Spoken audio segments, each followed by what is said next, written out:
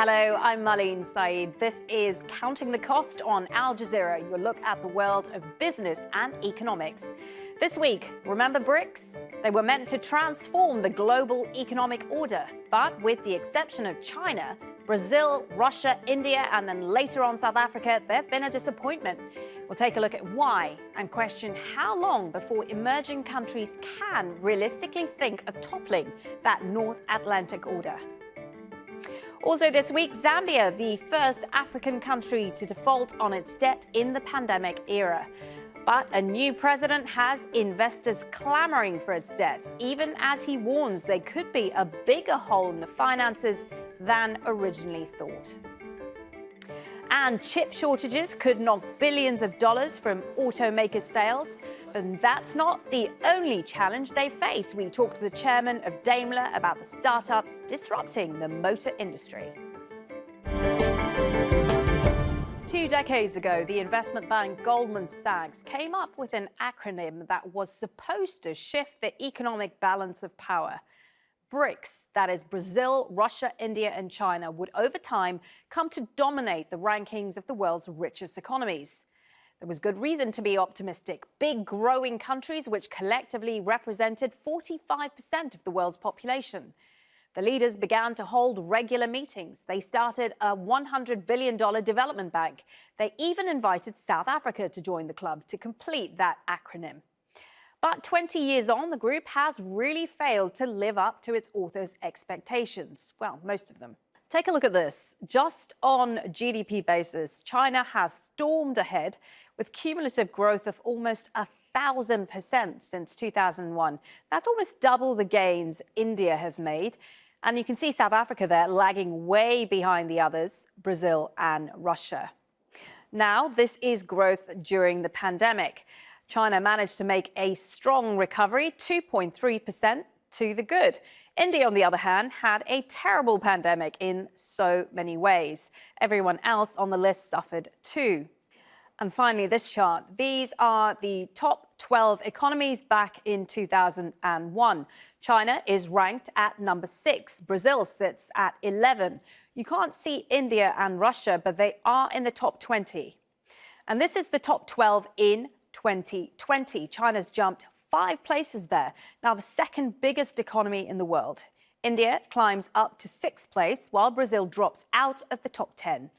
So let's go through the BRIC countries in a little more detail. India, first of all, and even Jim O'Neill, the economist who coined that BRICS acronym, has acknowledged it has notably disappointed in recent years after a series of missteps by Prime Minister Narendra Modi. He abolished the most commonly used banknote, failed in his promise to create 10 million jobs a year. And any hopes of creating a $5 trillion economy could be pushed back by the pandemic. The knock-on effects of COVID have seen millions of people in the middle class drop back into poverty. Brazil and Russia, while they're far too dependent on the world's commodity cycle for their development, both missed growth targets in the last 10 years, with Russia's troubles compounded by sanctions over the annexation of Crimea and its interference in the US elections. And finally, there's South Africa, the addition to the BRICS. Well, under 9 years of President Jacob Zuma's rule, almost $30 billion was allegedly looted from the state.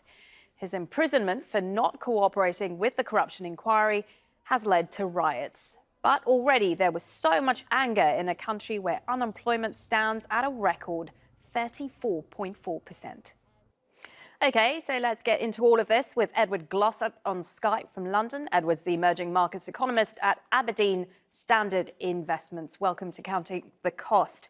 So Jim O'Neill has joked in recent times that maybe rather than BRICS, he should have coined the term ICS. Was he right to highlight the growth potential of these nations? I think he was. Obviously, in the 2000s, the BRIC economies, I think, did live up to those lofty expectations, the rapid growth, structural reforms. Obviously, over the past decade or so, it's been very disappointing. You know, the past decade punctuated by crises. Obviously, we had China devaluation fears, crises in Brazil and Russia. So it's not been a great last decade, for sure. So what went wrong for Brazil and Russia? Why haven't they hit their full potential? I think it's a combination of things. I think obviously the external backdrop has become much less favourable. Commodity prices have collapsed, and obviously they rebounded more recently, but they're structurally much lower now. But of course, domestically, they have had problems as well. So in Brazil, there was the big corruption scandals that hit various presidents, and then of course in Russia, you've had sanctions which have really crippled the economy and financial markets too. Were they ever really a proper bloc? Because they did meet regularly. They set up an infrastructure bank, but it also feels like they were kind of thrown together. Yeah, I mean, I think they are still meeting regularly annually at the BRICS conference. But I think, these meetings tend to generate, very few headlines and very little substance. So I think it's more as these kind of big set piece events. Another case where these major events don't really create much of major substance. So what are your thoughts on China now going forward? Is it just going to continue on this trajectory of continuous growth? I think there are sort of two main questions from China, really. One is kind of near term, and one is sort of longer term. One is, of course, as with most EMs, are still grappling with COVID. And in particular, its zero COVID approach to the crisis is really coming under scrutiny. So that there is a question mark about how policymakers move forward with the COVID policy and whether they relax that policy. And the second one is just more generally kind of the extent to which structural growth is slowing. Are we seeing? We've seen very weak growth numbers over the past few quarters. How much of that is cyclical and how much of that is structural? And if it is structural, how do policymakers actually start to really boost growth from here post-COVID? What about China's push for common prosperity? That's knocked trillions of the value of stocks. Yeah, I mean, I think this common prosperity goal is, there's so many policies that kind of come alongside this. I think one of the main challenges for China is obviously we've had the regulatory moves which have created massive ripples in financial markets, and the key question, as always with China's policymakers, is how do they boost structural growth, and how do they kind of limit the financial vulnerabilities that may be growing under the surface, while also trying to boost potential growth and preventing kind of moral hazard in the wider financial system. What is interesting is that all four original nations also were led by populist leaders. Now, clearly, some countries have suffered, but what does that tell us? Well, I think it tells us that populism has good sides and bad sides. Under the right external environment, populism can be good. Because there's nothing inherently bad about having popular policies. The problem is that when the external backdrop becomes unfavourable, or when you have macro vulnerabilities, then populists can often create financial market volatility because they continue to do these populist policies, can exacerbate these economic vulnerabilities. So I think it's all about the context. And turning to India, what do you make of Modi's handling of the pandemic? Has he lived up to expectations? Because he hasn't delivered on his promise to create those 10 million jobs yet.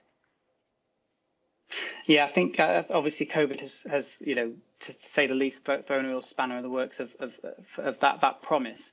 I think Modi's handling of the pandemic has been weak, but not necessarily any weaker than policymakers elsewhere. Looking at Bolsonaro, for example, in Brazil.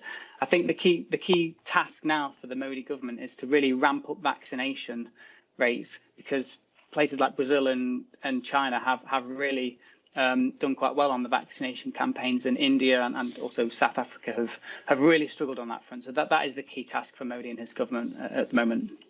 Edward, good to talk to you. Edward Glossop, speaking to us there from London. Edward is the emerging markets economist at Aberdeen Standard Investments.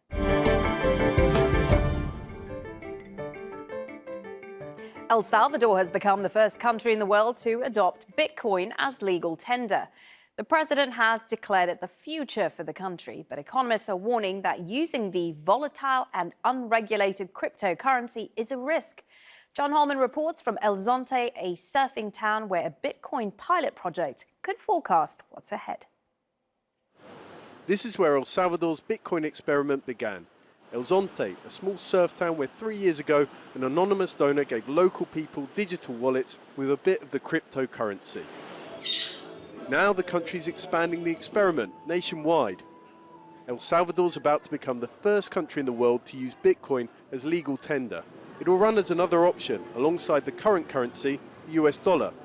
We travelled to El Zonte to find out how the pilot program has gone and what it could mean for the rest of the country. We found plenty of enthusiasts. David's like 70% of people in El Salvador. He doesn't have a bank account. His Bitcoin wallet's a way for him to put some money aside. I have a low income. I don't move much money. The little I have, I spend on food. So with Bitcoin, I can save up. And as the Bitcoin's gone up in value, he's seen his small savings grow too. The problem is that Bitcoin swings down as well, at times heavily. Other people here are fed up with that. It's tough because it's unstable. For example, if you take a surf class and pay with Bitcoin, I can accept it. But the next day it goes down, and there are losses for me. It's the same for the bar, the shop, everywhere. And imagine that volatility nationwide in one of the poorest countries in the Americas. It can make the government's decision seem like a blind bet. A recent survey shows many people here might not take that bet. 2/3 say they don't want to be paid in Bitcoin. And the facilities the government's hurriedly putting together for the new currency might not convince them. When you want to cash out your Bitcoins into actual dollars, you have to use one of these special ATMs, and the government says they're setting up 200 of these across the country. So let's see, I have to do this. Okay, and then the money should come out. The only kicker here is that these actually charge about 5% of commission to do the service. That's already been enough to put off some in El Zonte. Why not just use dollars?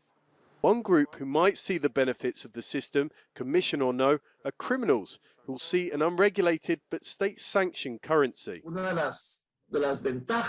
One of the advantages of Bitcoin is the anonymity, but for regulators that's one of the risks. So the worry is that El Salvador turns into a fiscal paradise for those who want to launder money from drugs or corruption. The president has been emphasizing the positives. Bitcoins will bring jobs, financial inclusion and investment, he says, especially as El Salvador will be the first to use it. The question is, will the country become a trailblazer or simply sink? John Holman, Al Jazeera, El Zonte, El Salvador. Let's move to Zambia now, which became the first country in Africa to default on its debt due to the pandemic. Zambia's problems predate the pandemic, and a lot of that has to do with dependence on copper. Prices tanked, and Africa's second biggest copper exporter found it difficult to meet its payments. And the government's been spending more money than it's been collecting in revenues.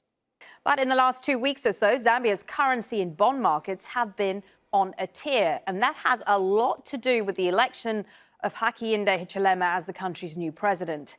His finance minister hopes to strike a deal with the International Monetary Fund for a loan.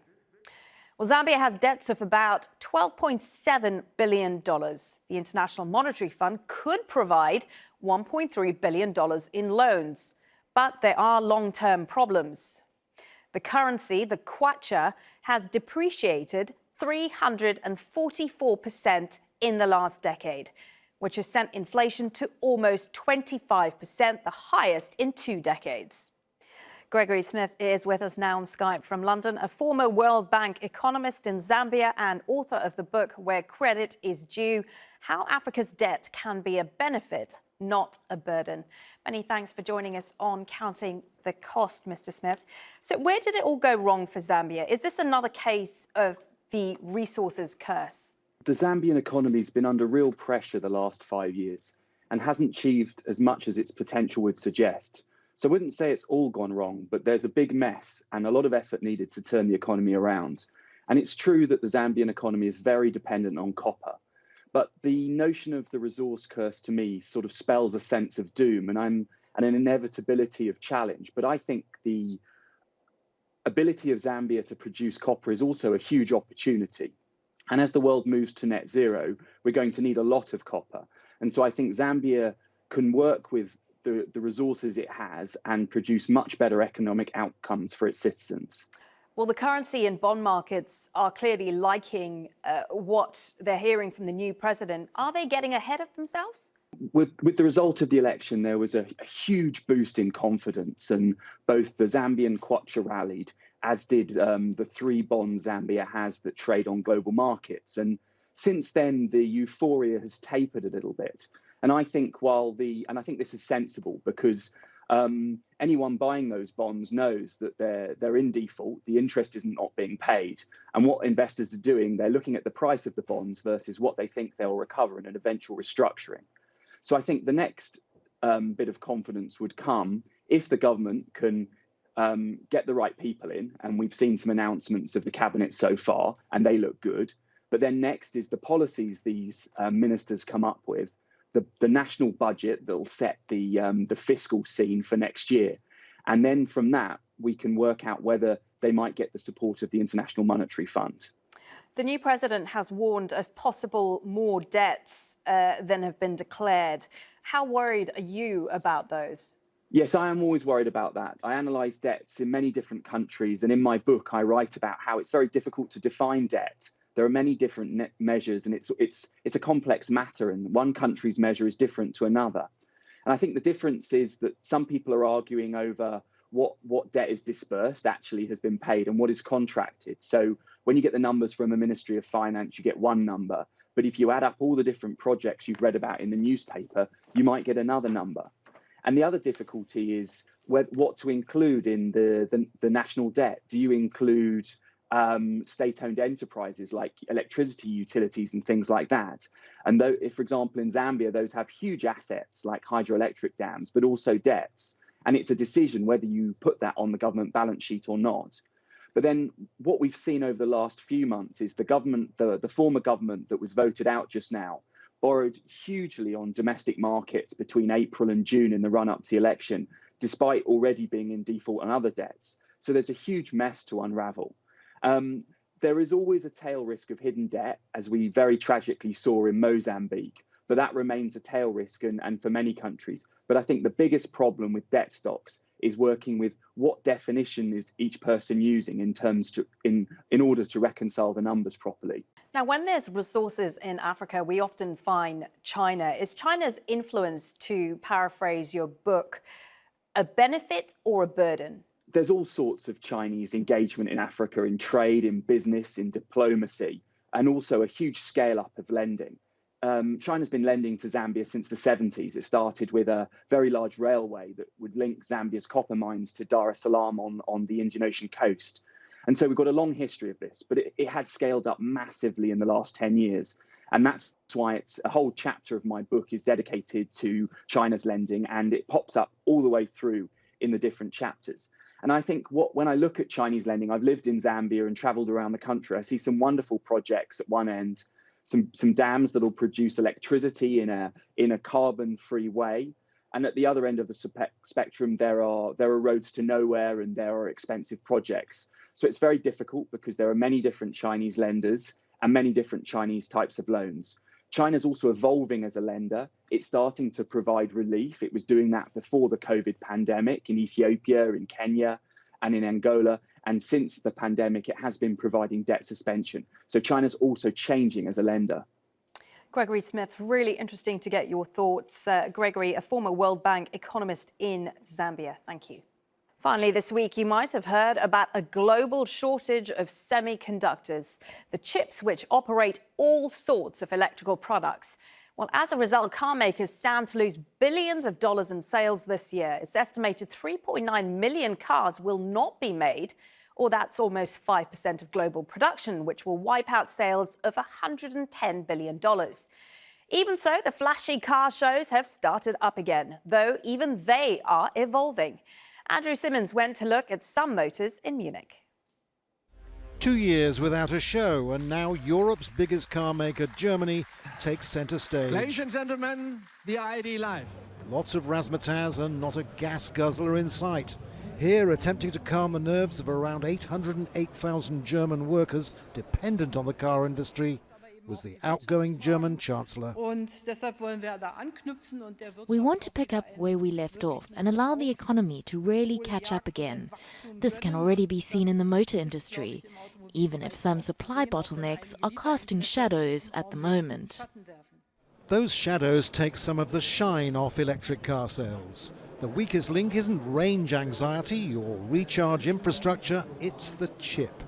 Many millions of desperately needed semiconductor microchips, to be exact. It's serious. I mean, there are manufacturers that had to stop certain production lines because they're missing out some CPUs that they have to build into their car. And this will go on for a couple of months. While the motor industry itself is doing really well, the shows to promote it have crashed. Cancellations because of COVID have cost organisers more than $40 billion. Even before the pandemic, the shows were losing money. So now, although at first sight you might not realise it, there are changes. It's shiny, it's new, futuristic and contemporary. But you might be forgiven for thinking this is a car show. The organisers say no. A makeover is underway. Corporate consultants have dropped the word car from the event's name. It's now a mobility show. And the consultants have come up with what they think are catchy questions. What will move us next, for instance? Maybe this autonomous bus, or for those of us old enough to remember, the bubble car, although this one has its own brain. Or electric motorcycles, powered pedal bikes. Another question, why are we here? Well, many big names from the United States and elsewhere didn't show up to answer that. The electric car is secure, the road ahead is green, but for the mobility show, the future may not be a smooth run. Andrew Simmons, Al Jazeera, Munich. Well, in addition to that report from Andrew, our economics editor Abid Ali had the chance to speak to the chairman of Daimler, better known as basically Mercedes. He asked Ola Kallenius about, among other things, the electric challenges from the likes of Tesla and China's NIO. We are accelerating our path towards full electrification. And indeed, by the end of this decade, we want to put the company in a position where we can go all electric where market conditions allow. And already at the middle of this decade, every new vehicle architecture from Mercedes-Benz will be electric only. And on the path to that, Daimler as a whole, in the next 5 years, will invest more than 70 billion euro in these transforming technologies to make it happen. You mentioned the electric architecture, and there are going to be a lot less moving parts, particularly in the engine. What will that mean for jobs? There will be a change in profile on some jobs throughout this transformation this decade and into the next decade, where some of the jobs that we know on the powertrain side, on the combustion production, will decrease, whereas we have job increases for the electrified powertrain or in totally different areas, such as software, where we are currently hiring thousands of software engineers. The pandemic has really hurt supply chains, in particular semiconductors. When will the bottleneck clear up, and what does that mean for production? COVID-19 has been a real stress test on many supply chains, including the semiconductors, which is affecting us now. We could maybe look at it as a traffic jam on a motorway. Everybody stops and it takes a while before all the cars are moving again. We hope and believe that this Q3 represents the trough of that impact, and that we can gradually start getting back up again in Q4 towards more normal production levels. Do you think the EU's desire to produce more chips in Europe is realistic and beneficial? Would that have helped during the pandemic? Strategically, that is the right decision, but here we're talking about something kind of 2025 or beyond. What you can't do and foresee, and this is where you have to live with a certain level of uncertainty, the recent shutdowns have been because of COVID. What has affected us most are shutdowns in Malaysia. If you have a pandemic where you have to shut down a piece of production, I don't know how you would plan for that. Do you have the battery capacity to deliver your rollout of electric cars? We have sourced with our partners up until the year 2025, maybe beyond 2025. Now with our accelerated strategy into electrification with 200 gigawatt hours needed by the end of the decades going fully electric, we're upping the ante and we're discussing with our partners how we can increase the cell production footprint for us around the world, as well as working on a European initiative in this regard as well. Ola Kallenius, Chief Executive of Mercedes, thank you for your time. Thank you for having me. And that is our show for this week. But I want to know what you think and what you want to see on the show. Tweet or DM me at Marlene Saeed. And if you're tweeting, then please use the hashtag AJCTC. Or if email's more your thing, counting the cost at aljazeera.net is our address. And there's always more online at aljazeera.com/countingthecost. That'll take you straight to our homepage. All our previous episodes are up there for you to catch up on. But that is it from me for this edition of Counting the Cost. I'm Marlene Saeed from the whole team. Thanks for joining us. The news on Al Jazeera coming up next.